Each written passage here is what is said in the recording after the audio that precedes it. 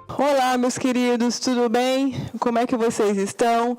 Gente, na nossa sequência de estudo da Teoria Geral das Provas, dando sequência especialmente à aula passada, quando nós estudamos um pouquinho sobre as provas ilegais, ilegítimas, imorais, ilegais também chamadas de ilícitas, hoje nós vamos aprofundar um pouquinho sobre as provas ilícitas, ok? Então, a gente vai estudar o artigo base, né, cuja incidência de cobrança nas provas desse tema é surreal, cai muito. Então, né, naquilo que for importante e interessante para nós, nós vamos bater dentro de alguns pontos com relação às provas ilícitas. E aí, finalmente, na aula de hoje, nós vamos finalizar a teoria geral das provas. E aí, nas aulas seguintes, vamos estudar alguns meios de prova que são trazidos já pelo Código de Processo Penal.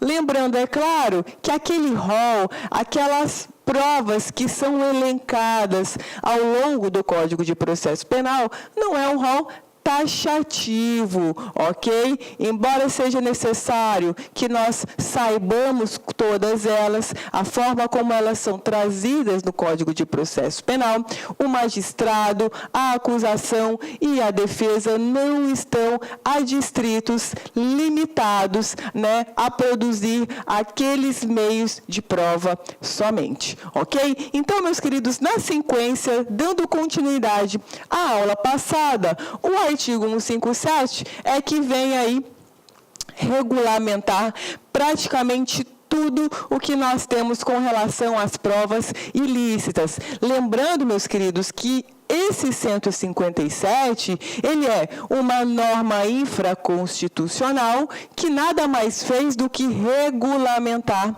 a proibição das provas ilícitas que é trazida na Constituição Federal. Então, veja que o artigo 157, ele inaugura o tema da seguinte forma: são inadmissíveis, devendo ser desentranhadas do processo, as provas ilícitas. O que seriam essas provas ilícitas? Assim entendidas, as obtidas em violação a normas constitucionais ou legais. No parágrafo 1º, são também consideradas, né, ilícitas e, portanto, inadmissíveis aquelas que derivarem da matriz, salvo, com exceção, quando não evidenciado o nexo de causalidade entre umas e outras, ou quando as derivadas puderem ser obtidas por uma fonte independente das primeiras, ok? Na sequência, o parágrafo 2º, considera-se fonte independente aquela que, por si só, seguindo os trâmites típicos e de praxe próprios da investigação ou instrução criminal, seria capaz de conduzir ao fato objeto da prova. Preclusa a decisão de desentranhamento da prova, declarada inadmissível, essa será inutilizada por decisão judicial, facultado às partes a acompanhar o incidente. Então, veja que aqui embaixo, no seu slide, eu cuidei de trazer aí o artigo 5º, inciso 66, que diz, né, na Constituição Federal, que diz justamente que as provas obtidas por meios ilícitos, elas são inadmissíveis, ok? Então, diante dessas duas previsões legais, tanto no Código de Processo Penal quanto na Constituição Federal, nós vamos agora desmembrar, né, os caracteres, as formas pelas quais essas provas ilícitas poderão ser manifestadas no processo. Então, veja, a primeira delas é a prova ilegal, vedada ou prova proibida, que é o gênero. Então, veja, sob tensão, caracteriza a violação de normas legais ou de princípios gerais do ordenamento, de natureza processual ou material. Então, veja, sempre que houver a violação de um procedimento, natureza processual, ou o objeto propriamente dito, natureza material, nós vamos ter um gênero que é a prova ilegal. Agora, a prova ilegal, vedada ou proibida, ela se subdivide, né, dentro desse contexto.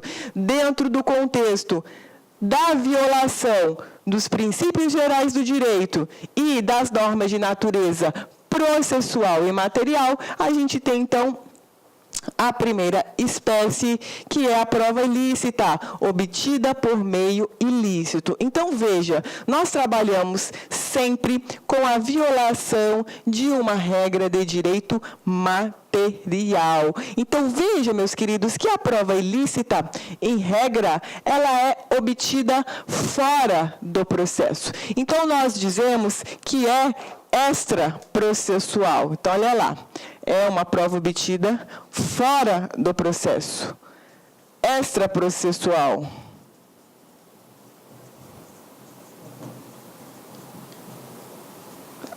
A caneta está fraquinha, eu vou colocar aqui de novo, de preto. Extraprocessual.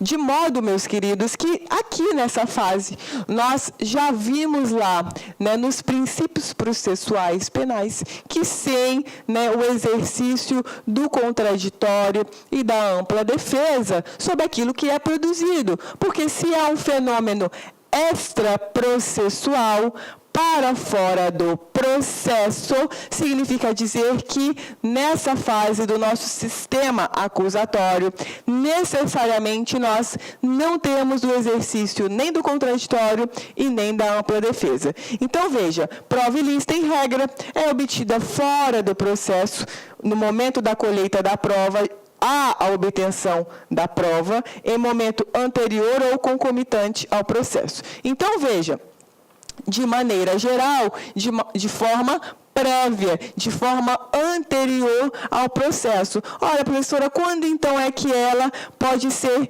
endoprocessual, junto com o processo, concomitante ao processo? Ora, a gente pode, por exemplo, ter uma interceptação telefônica vinculada a um caso concreto, cujo processo já foi iniciado. É possível? É possível. A gente vai ver depois que, muito embora nós tenhamos esse meio de obtenção de prova paralelo, ele depois poderá integrar, mediante aditamento da denúncia criminal, aquilo que já está estabelecido no processo. Por exemplo, para o fim de indicar ali, de inserir um novo denunciado. Então, muitas vezes, pode ser que isso aconteça, mas de regra, extraprocessual, para fora do processo. Veja, se essa prova que violou uma regra de direito material, ela for juntada no processo, o que vai acontecer, gente? Vai surgir um direito de exclusão. Então, veja, se a prova for juntada aos autos, surge o direito de exclusão. Esse direito materializa-se por meio do desentranhamento. Então, o que é desentranhar? É literalmente você extrair do processo aquela prova ilícita. Então, constatado, demonstrado no curso do processo que aquela prova ela foi obtida através da violação de uma norma de direito material, vai ser cabível o desentranhamento. Então, o magistrado ele vai determinar que se faça o desentranhamento dessa peça. Agora, a prova ilegítima, então estamos dentro, né? Prova proibida, e aí temos ilícita, que acabamos de ver, ilegítima. Na ilegítima, nós temos uma violação de direito processual, procedimento, mecanismo, ok? Então, veja, caracteriza-se pela violação de regra processual, se a produção da prova ferir não apenas regra processual, mas também dispositivo constitucional, será o caso de prova ilícita. Então, veja, se ali na produção, na obtenção daquela prova, além da violação de direito processual, a gente tem também o material, a gente volta para ilícita. A ilegítima, pessoal, não tem exceção. Ela sempre é processo. processual. Sempre a violação do mecanismo pelo qual é juntado, levado ao conhecimento, né, no tocante a determinados fatos. Então, por exemplo, suponhamos que houve a prorrogação de uma prisão temporária de maneira indevida. Então, veja, a lei da prisão temporária, ela traz a hipótese de prorrogação. Se aquele mecanismo que é trazido na lei da prisão temporária não se fizer presente, eventualmente, determinada prova que possa ter sido obtida em razão dessa violação, a gente tem uma prova, né, uma prova ilegítima, porque violou aquele procedimento estabelecido na lei específica. Então, veja, se porventura,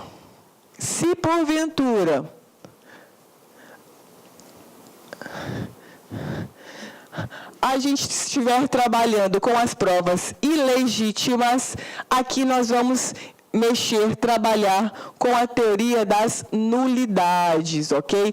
Essa teoria das nulidades, a gente vai estudar sobre ela depois de provas, tá? Então, lembra, prova ilegítima, violação de norma processual, e a gente trabalha com teoria das nulidades, tá? Agora, além da prova ilícita, que vai abranger a violação de direito material, constitucional, princípios gerais do direito, que pode também ter uma mescla entre violação de direito material e processual, nós temos as provas que são derivadas das ilícitas, também denominadas de provas ilícitas por derivação. Então, veja, os meios probatórios, que não obstante serem lícitos em sua essência, decorrem de prova anteriormente obtida por meios ilícitos, estando dessa forma contaminados pela ilicitude originária.